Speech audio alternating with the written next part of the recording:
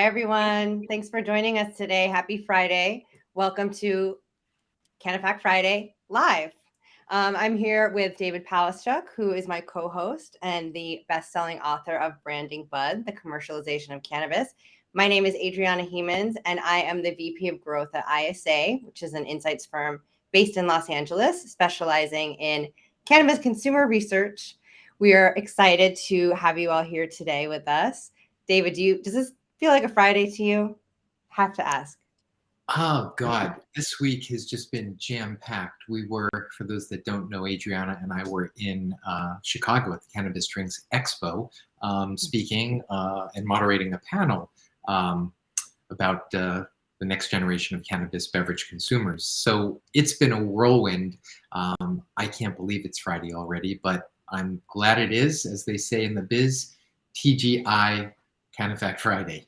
TGI, CANNAfact Friday. Yes, I'm so excited to have you guys on today. And I'm extra excited because I have two Davids with me in the studio. D squared will be joined by David Kessler, who is the Chief Science Officer of Agrify, which makes vertical farming units to maximize space and yield. And we'll be talking about his expertise and knowledge in horticulture and hydroponics. Should we say welcome to David? Hey, David, how are you today? Hey, Adriana. Hi, David. I'm doing wonderful. Thank you so much for having me. Right on. Thanks for joining us. My pleasure. Before we get started, I should also say, which I didn't have a moment earlier, that one of the things we do is we talk about data points and we bring industry experts in to chat. We try to contextualize the data that we're talking about and the industry trends. And we love for the group and the listeners to participate. So there's a chat bar on the right side, and we ask everybody to participate, ask questions, give your opinions, and join in, because that's what it's all about. So as we move through, we'll be chatting with David, but please feel free to join in. That's really what it's all about. As I've said 3 or 4 times in the last couple of days, it's about learning and having fun, and being educated while educating. So again, David, thank you for joining us. Oh, it's my pleasure. I hope I can add to the listeners' experience, and really looking forward to hearing some of these industry data points. Mm-hmm. So if you have not tuned in for CANNAfact Friday in the past, what we like to do is share a stat, and the audience is encouraged to make a guess about whether it is CANNAfact or CANNAfiction. Of course, CANNAfiction means that it's a stat that we made up or embellished a little bit. And if it's CANNAfact, that means it's the actual data that we pulled. And then we'll give you the answer afterwards. So feel free to chime in and take a guess. Or if you feel like just making a comment or asking a question, we can certainly take questions from the audience too. So why don't we go ahead and kick it off? Sounds great. Let's do it. Okay, let's do this. All right. CANNAfact or CANNAfiction, more than 25% of flower consumers told us they are unsure if there is a difference between cannabis grown indoors and cannabis grown outdoors. What do you all think? So this was from a survey we did of 400 flower consumers, meaning people who have consumed flower by smoking in the last 3 months was a requirement. Nationwide, 21 plus, and it was fielded March 2nd, 2022. We asked them, in your opinion, is there a difference between cannabis grown indoors and cannabis grown outdoors? And a certain percentage said that they were unsure. So what do you think? Do you think it was more than 25% or less than 25%? If you're asking me, Adriana, then absolutely I'm going to think more than 25%. I think a lot of new consumers are still finding their way in terms of cannabis education.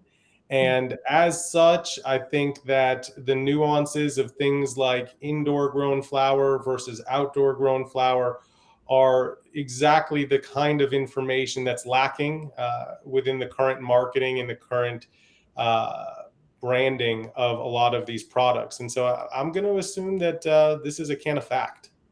Okay, good guess. Good. It looks like there's a consensus too, because we have 6 people that commented fact, Thanks everyone for guessing. Jamie, Vanessa, Charlene, Lucy, Sarah, and Caitlin. Thanks for participating. Yeah. You know, that it's a CANNAfiction. I think it's interesting too, because it also probably has a lot to do with the maturity of the market, right? So those that consume flower, let's say in California, might be higher than those that consume flower in less mature markets. But I don't know, every time I'm given a question, I've got 5 more questions surrounding that question. Right? So, that's kind of how it works, right? Going down a rabbit hole of data. You know, Adriana, have you looked at the number of consumers as newer entrants into cannabis and the predilection or preference for flower versus other form factors? Because I thought from what I'd been reading is that newer consumers are a little bit more likely to pick different form factors, whereas the more steadfast and long-term consumers have traditionally lent or leaned towards flower. Yeah, that's definitely true, David. People who have been, I guess what you'd say, legacy consumers. So folks who were consuming before it was legal, before it was adult use was permitted in their state, are more likely to be smokers than people who are starting up, you know, for the first time, or maybe returning after not consuming for a while. Adriana, you had mentioned in Chicago about you had called the group boomerangers or boomerangs. You know, the boomerangs, yeah. This is one of my favorite consumer profiles, and it is people who are of the baby boomer generation who consumed cannabis in their teenage years or early adult years, and then left the category for whatever reason when they were raising families or working on their careers, and then came back to it later recently, either driven by medical reasons or because it was newly legalized where they're living. And they're a fun group because they are still, of course, influenced by that stigma that they grew up with. But I think they're also sort of looking for a sense of community. Education with this group is really important too, because as we all know, the cannabis is a lot stronger now than it was in the 70s and the 60s. And if people aren't educated that this has really become more potent, and I'm sure that David K, you can speak to this too, you can end up having a negative experience if you don't know how to sort of acclimate yourself, I guess, to the potency we have today. For sure, I think that the cannabis today is definitely more potent than in years prior, decades prior, for sure. And I think that just some conscientious consumption and, you know, remembering it's easier to titrate. You can always have more. It's really hard to undo smoking. So if you take an edible, if you smoke too much, it's pretty difficult to go backwards. At that point, you're going to want to calm down, have some food, and just relax, put yourself into an easy and comfortable environment. But otherwise, you know, my best advice is just titration. You can always add a little bit more and get to the right level of either medical benefit or adult use level that you're comfortable with. You used a word a second ago, titrate. For anyone who is not familiar with that term, can you tell us what that means? Sure. It's essentially having small incremental doses. So when we titrate medicine, we're giving small incremental units. When we're talking about that in relation to cannabis, it just means you can start with a 5 milligram edible and wait an hour and, you know, maybe have 2.5 more milligrams or 5 milligrams. But if you start with a 10 milligram edible and then after half an hour you're not feeling it and you take another, and then an hour in and you're still not, you take a third. Sometimes different biochemistry, everyone's biochemistry is different, and the way different cannabinoids and terpenes impact their own biochemistry is unique. So some people might have a very fast response to an edible, others might have a slower response. And so that's why I'm saying just kind of go slowly, be cautious. You can always have a little bit more. Really good advice. Good fatherly advice. Yes. Should we reveal the answer? I think all the guesses have rolled in and they were all for fact. Yes. Let's see what it is. Let's see if y'all were right. Woo! So you ate your Wheaties this morning. You all got it right. It is a CANNAfact. 43% of flower consumers told us they're unsure if there's a difference between cannabis grown indoors and cannabis grown outdoors. I thought that was a really interesting stat. Mm-hmm. So, really is. Okay, so if 43% of flower consumers told us they're unsure if there's a difference between cannabis grown indoors and cannabis grown outdoors, then, I mean, that begs the question, what's the difference? David, do you mind, No, you're a horticulturist and a hydroponic specialist. So just to call that out specifically. So would you mind answering that question? I'd be so happy to. The first thing to understand is that when we talk about cannabis, it's not one singular compound. Cannabis contains over 500, 550 different chemical metabolites, different phytochemicals. And it's the individual combination of those chemicals with your biochemistry that give cannabis its medicinal impact or effect. And so when we start looking at indoor flower versus outdoor flower, what we're looking at generally is how the chemical profile stacks up, because of course it is subjective to the consumer or the user. So outdoors, your flower growing is unprotected from the elements. It's getting very strong sun, which is great, but it's also open to wind, rain, hail, bugs, pests. There's no shade on a bright day. There's no extra light on a cloudy day. And you have very little control over the temperatures, as I really wish it wasn't 103 outside my window right now. But because of that, you tend to see a lower chemical profile. And in fact, the market deems, and just by sale value and demand, outdoor grown flower makes up about less than 10% of the total flower transactions. And so there's a predominance of preference towards indoor flower. And the reason for that is it's protected from the environments and it's able to elicit higher chemical profiles in general. But I do want to point out that because of the subjective nature of the individual's biochemistry and the chemical profiles of the cannabis being so diverse, while indoor flower is consistently termed and categorized as higher quality, I think it's still up to the consumers to decide what their preferences are, because you might find, especially in different regions, like in California, where they're known for the high quality sun grown flower, that it might be a lower price point and a more desirable option at the same time. And so I would encourage consumers to explore that, with one caveat. When you're growing outdoors, you are in a completely unmitigated environment. And so the level of consistency, the reproducibility from a crop cycle to another, or even from one larger area of a field to another, is pretty diverse. And so because of that, you're going to have more variability in the product and therefore in the experience, where with indoors and closed environmental agriculture, we're really able to minimize the chemotypic variability and deliver a little bit more consistent experience to the patients and consumers. David, you mentioned a second ago, like about market demands, and yeah. I'm wondering if maybe you could fill us in a little bit about the cost yield balance if you're looking at indoor versus outdoor growing operations. Absolutely.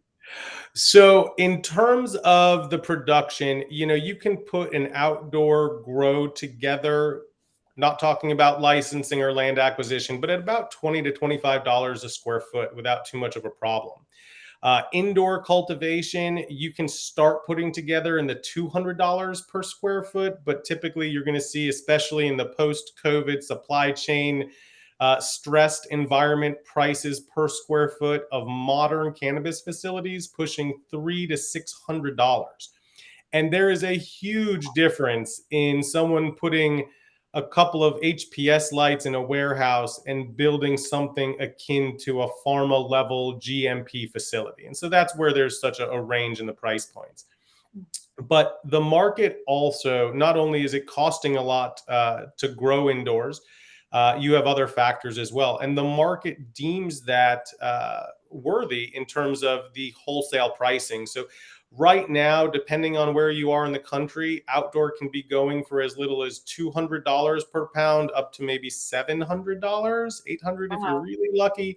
Indoor flower, it can be as low as $600 and $800, but absolutely you can see that flower in certain markets get upwards of $3,000 and $4,000 per pound.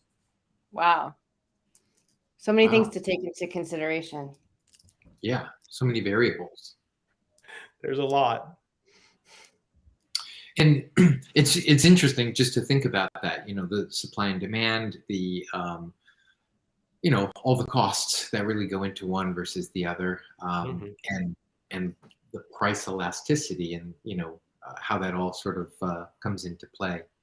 But that could be a whole a whole show in itself, just based on the economics of that. Should we jump into the next data point we have?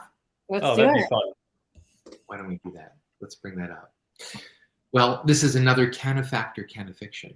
75% of the cannabis consumers we surveyed told us they agree with this statement.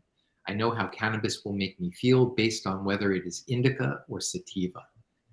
So this is an interesting question, right? Because obviously indica or sativa are just one of many. But I'm curious, audience, what's your thoughts? And once we start to see some answers follow in or flow in, we'll ask David. But This came from, just to give a little background, a study that ISA conducted in December of 2021, so last December, and it was about consumer perceptions of strains and whether they feel like the strains are a good indicator of the effect. We interviewed 350 cannabis consumers nationwide, 21 plus.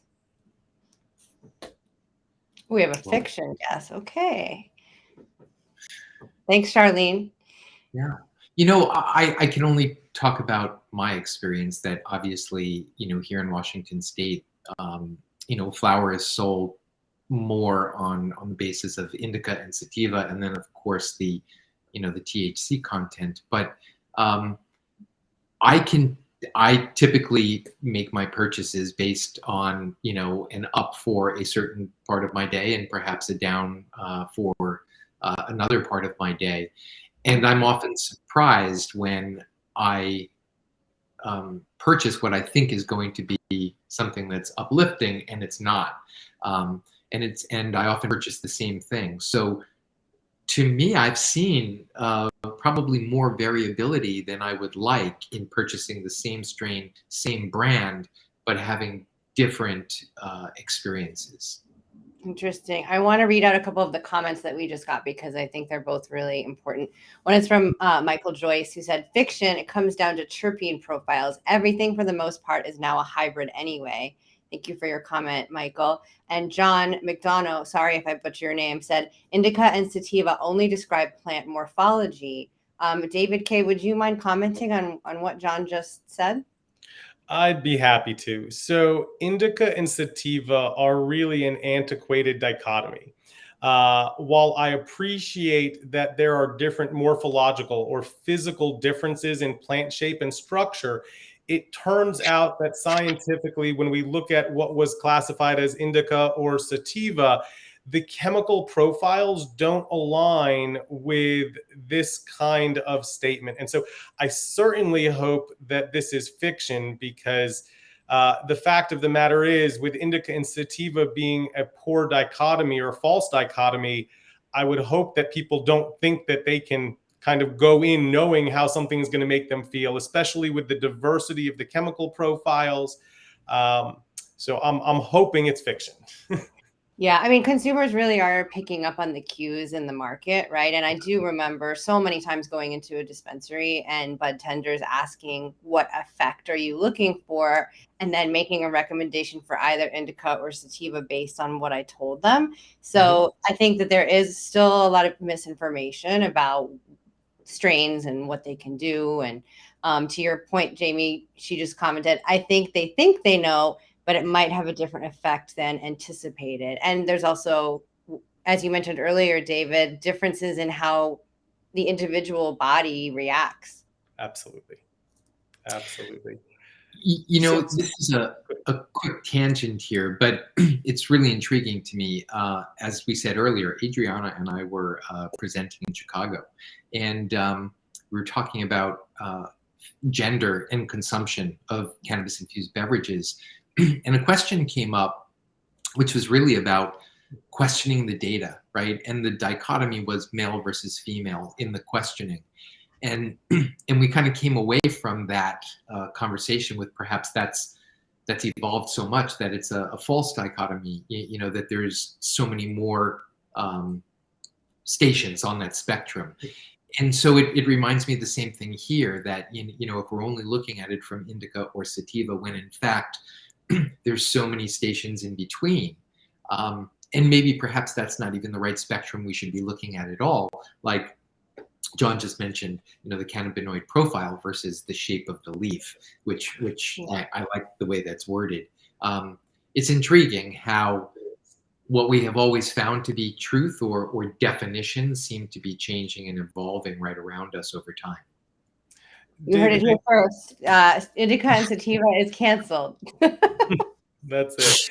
You know, if I can, the preferred, I guess, classification now within the scientific community is for chemovar type, which is what is the predominant chemical profile. And to John's point, it's the cannabinoid profile that dictates the type. So type 1 is generally extremely high THC varieties. These are the varieties that most people will see in dispensaries, with a very minimal to almost no CBD within the flower set. Where you have more similar ratios, not necessarily 1-to-1, but a significant amount of CBD and THC together, those are classified as type 2. And type 3 is the predominant, where it's mostly CBD and almost no THC, which would be your typical hemp varietals and fiber varieties. And so with this classification schema, it really does allow us to use the chemical profile to categorize. And then we have to dive into the very unique cannabinoid and terpene profiles to further understand how each variety and cultivar would impact someone. Wow, that's quite a departure from the indica or sativa. Yeah. And that's called chemovar type, you said? Chemovar type. And chemovar is just a word to describe the chemical profile of a particular cultivar. So hence it's a chemovar. So instead of looking at the flower, the color of a red rose, you're going to be looking at the chemical profile in the cannabis. Nice. And so to that end, before we get to the answer, a quick question: should we be using the term cultivar versus strain? That's a loaded question, David. So in general, in horticulture, we have a pretty standard and well-adopted taxonomic structure. So there's a naming and classification strategy that goes all the way back to Linnaeus, and humans like to classify things into groups. So it really does work. But unfortunately, because of cannabis's illicit nature over the last, nearly 100 years, the ability to document and provide data has been lost. And so, whereas for my orchids, I'm an orchid judge and I've traveled all over the world judging orchids, we have records in England at the Royal Horticultural Society going back to 1850 of every hybrid, every hybridizer, what the parents were and how the outcome was. Before there were photographs, they would paint an oil painting. And so with that kind of record, I can tell you what is going to happen when I cross a yellow flower and a purple flower, because we have hundreds of examples to look at. The problem with cannabis is without that adoption of proper taxonomy, we have people that change names. We have breeders that want to, differentiate themselves. And so they're changing names. When people hybridize the same parents, they call them different things. So it is quite a conundrum, and there is a solution, but it would take a holistic adoption of a new classification. But the benefit of that would be that when we say you're going to get gelato 33, everyone would understand that that is a particular cultivar of gelato. A gelato is a strain. And number 33 was one special plant that had a unique quality that has been then cloned and then disseminated across most of the country. Gelato is one of the most popular strains, I think, in many markets. And so if we have that understanding of the difference between a strain and a cultivar, it'll really help us, because the consistency within a cultivar of the chemical profile is going to be much higher than within a strain. You and siblings might look very different, but identical twins are going to tend to look pretty close to identical, even if they have a different haircut. Wow, I feel like I'm getting a master class today. Sorry, I warned everybody that I tend to give a lesson in hydraulics when they ask for a glass of water. No, I'm Don't be sorry. This is amazing. Yeah, lesson loved over here. Well, let's jump to the answer, shall we? And the answer is CANNAfiction. CANNAfiction. So 52% of cannabis consumers we surveyed agree with the statement, "I know how cannabis will make me feel," based on whether it's indica or sativa. And again, in a weird way, I generally agree with that, but I've often been surprised and disappointed. And I think Jamie's in a funny way, I think Jamie's note sort of hit it on the head. You know, I think they know, but we'll see where that goes. That's interesting. It is. So, David, you mentioned a second ago some of the more, I guess, detailed ways to categorize plants and strains and cultivars. For the average consumer, it may seem a little bit overwhelming. What are some ways that they can look at the market and learn about the effects and benefits? Absolutely. I think that what you can certainly do is start doing a little bit of research on the internet. I think that the internet has wonderful, my favorite for fast understanding of subjects are infographics. So if you type in terpene infographic, you will pull up a wealth of information that's both visual and very easily distilled. And so you can understand within a 5-minute period, maybe the effects and impacts of 10 or 20 different terpenes in general. And that's a very nice crash course. And the same thing can be done if you're looking at maybe minor cannabinoids. I mean, I think a lot of the listeners have heard about THC and CBD, possibly to too much. But when you start getting into cannabigerol, tetrahydrocannabivirin, some of these other minors, you start kind of getting people to say, what is that? And so it is worth learning about, because cannabis is a cornucopia of potential medicines and benefits with the 500 plus chemicals, but we're really only scratching the surface. There's over 120 cannabinoids, over 200 terpenes, and that doesn't even get into the flavonoids and all of the other molecules that are in there as well. And so as we start digging into these particular metabolites, these particular minor cannabinoids and phytochemicals, we're finding more and more really interesting medicinal benefits. And so it's pretty exciting to dive deeper into this treasure trove. You know, it's so interesting. I mean, obviously it was all about THC at first, and then all of a sudden, you know, CBD had its moment. And seems to, although it's important, seems to have fallen from grace for some of the other minor cannabinoids and terpenes, for that matter.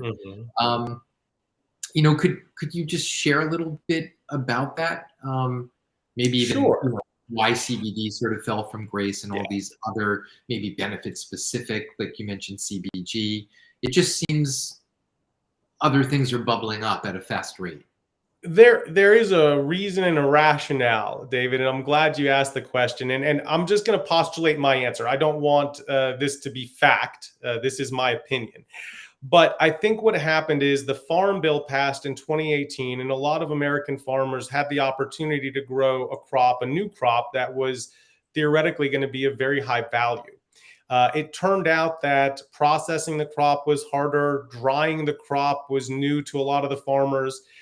They didn't necessarily go into the process, if you will, eyes wide open. And because of that, combined with the fact that as all of these farmers wanted to start producing, there weren't extraction and tolling operations at scale yet. And so the ability to process your hemp, because there's very little market on smokable hemp, it's a small market, into distillate and isolate and crude to make other products, it was a bottleneck. And because of that, there was a lot of attrition. So we're at about 20% of the farmers that started growing hemp in 2018. That's all that's left. Now, as to the fall from grace, as more people produce CBD, both domestically and internationally, the price point on CBD isolate, the primary form created, which is a purified crystalline form, just fell. It just bottomed out. It's simple supply and demand. More producers, more production than there was demand at the moment. And so, you're seeing that price point compress, which led to farmers leaving because they're not getting the money that they wanted out of the crop, which is somewhat circular. But I would say that there's an increase in CBD demand now, and this is a whole nother show for you all, but there is a movement that I'm uncomfortable with, where these other cannabinoids such as Delta 8 and HHC and Delta 10 are being produced. And a lot of those are produced through a chemical synthesization based off of CBD isolate. And so, for example, Delta 8, you can convert from a CBD isolate powder pretty easily with an acid reaction. And so with that, we have more demand for the raw ingredients, but because this particular market falls in an unregulated space, it's in a gray area at the moment. There's no federal oversight. There's no oversight in general. And because of that, there's significant health risks to those products. And so I'm pretty concerned until there's some regulation about that. But that's where the CBD kind of fell off and why it's picking up a little bit now. And then, David, you also asked about some of the other minor cannabinoids and maybe why there's interest there. And I think that's because while, yes, we all knew exactly what THC was and we've learned what CBD is, I don't think the minors were very much studied. And so CBG or cannabigerol is great for inflammation. It's also the molecule that is a precursor to both CBD and THC in the plant. So your plants make CBG and then convert that to either THC or CBD. But the CBG itself is a valuable metabolite now. You also have THCV, and I think this one is really interesting because everyone knows or has heard the classic anecdote that cannabis gives you the munchies, and in general, you might end up gaining a couple pounds.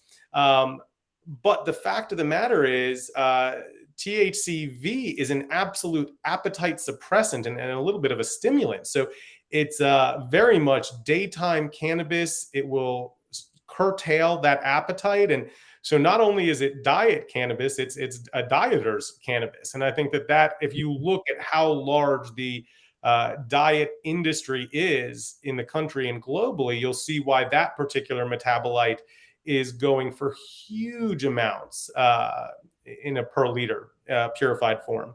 And then you have others like CBN, cannabinol, which I have personally used and I have family members using. My 97-year-old great uncle, he only slept 3-4 hours a night his whole life. That's just what he did. But as he's gotten older, 95, 96, his sleep is not enough. He's not sleeping anymore, but he just needs a little bit more for his body to recover. And he was really struggling with that. And whether they were giving him Valium or Ambien, it just didn't work. But we gave him some CBN. He's getting 6 to 7 hours a night, clicking his heels, and he loves it. So there really is this treasure trove out there, and we're just scratching the surface. That's really interesting what you just said about THCV. We did a survey, actually, ISA did, about to see what minor cannabinoids consumers were aware of or interested in. And of course, after the big ones, THC and CBD, THCV is the one that they say they would be most likely to try and are most excited to try. And the appetite suppressant thing, of course, to your point, it will really turn the whole industry on its head. Indeed. Yeah, absolutely. Before we move on to the next stat, well, first of all, I want to encourage anyone who has a question for David to put it in the chat. And also, I wanted to call it, we have a little bit of a disagreement going on. Zarin Spry says, because CBD is a fad, and Don Gordon's comment is CBD isn't a fad, it is really life-changing for many. Interesting to see those two ends of the spectrum there. It definitely is. You know, I don't want to say it's a fad. I think that there's a lot of hype behind it, as they're trying to promote a new nutraceutical in the market. But it could be an antioxidant, it could be CBD. It's just the hot new phytochemical, right? And they continue to pump different chemicals into that pharma complex. And so I wouldn't say CBD is a fad. I'd say it's getting a lot of attention right now. And if you find benefit from it, then it's real. That being the case, I think that there is a lot of hype around CBD, and also a lot of deltas in the quality and consistency of the material in the market. And so if you do find CBD helpful, that's great. If you're not finding it helpful, you know, maybe try a different brand, or potentially look for a different cannabinoid that might work better with your particular biochemistry. Or even a higher dose for that matter. I've had Absolutely.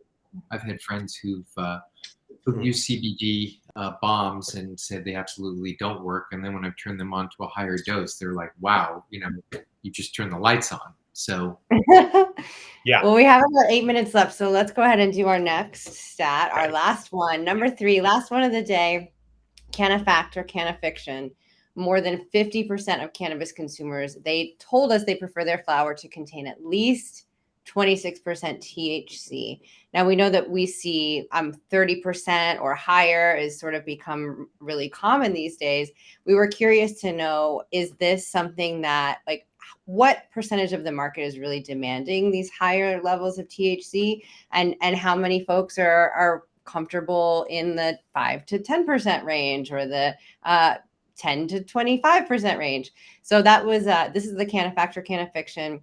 This was 280 flower consumers fielded in January 2022 nationwide.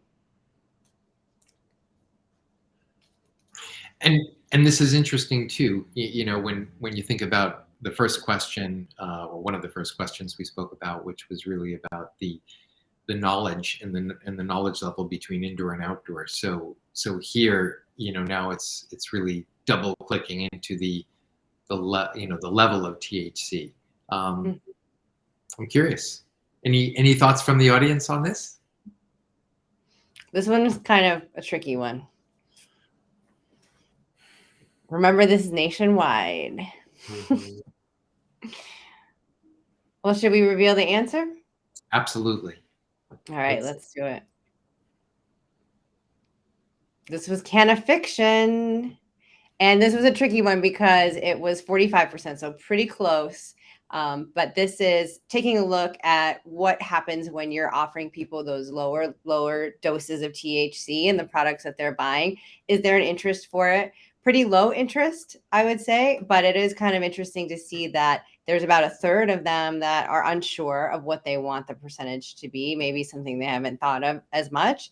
And then we see in the lower percentages, there's a few that are saying, like, I don't necessarily want it to be over 26%. I'm happy to stay in the 21% to 25% range. But in the really low ranges, it probably just doesn't seem like a very good quality product at that point. But it may be one of those, what were you saying, David, the type 3 that's mostly CBD.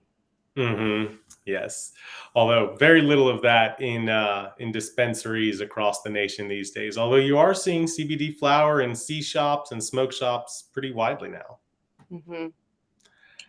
You know, it's interesting that for some reason THC has been the, you know, sort of the go-to metric, if you will. But You know, again, here in Washington State, I had an experience where, you know, we had a beautiful new brand that we were launching, and it had 15% THC, and it was probably some of the best flower, you know, from a flavor perspective I had ever consumed, and yet we couldn't sell it in because it was way under the, you know, the floor.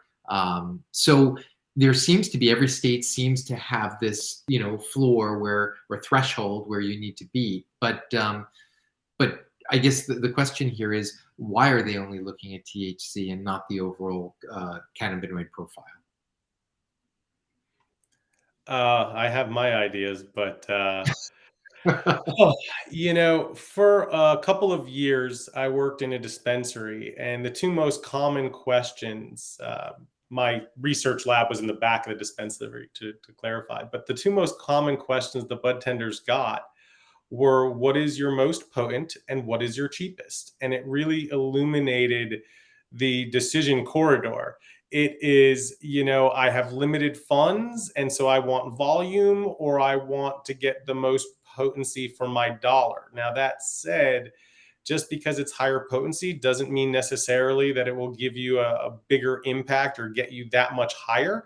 Again, due to the biochemistry, different terpene blends can absolutely dictate whether a 30%er is going to feel like a 30% or like a 15. And David, to your point, I'm so sorry, because I would take a 15% flower with a beautiful taste and a beautiful aroma any day. We have so many options for THC. If you want concentrates and oils, and you can use dablicators and scissor hash and bubble hash and rosin and resin and live and cured, and there's THC if you want it. But flavor, that's the experience I enjoy. And so I'm surprised that the consumer market didn't respond at all. But I'm also understanding, knowing those two common questions in a dispensary. Yeah, I think we're just now starting to wake up to the question about terpene profiles, meaning like the market is. Yeah. I want to thank Don and Michael and Zarin for chiming in, and Isabella for chiming in with your comments. This has been a great, lively conversation, both in the chat and also David K. Thank you so much for sharing your expertise with us today. This has been a really interesting conversation. I took a bunch of notes. I'm going to do some more research. You're going to keep me busy for the next couple of days. Thank you. I'm so sorry. Oh, it's my pleasure, Adriana and David. Thank you so much. This was a lot of fun.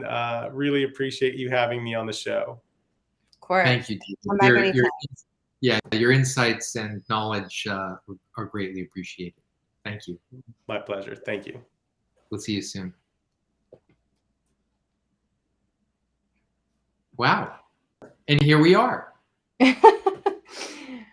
So let's, yeah, we have a couple minutes left. We want to just announce to everyone who joined us today and who might be watching this video later, we are taking off the rest of August.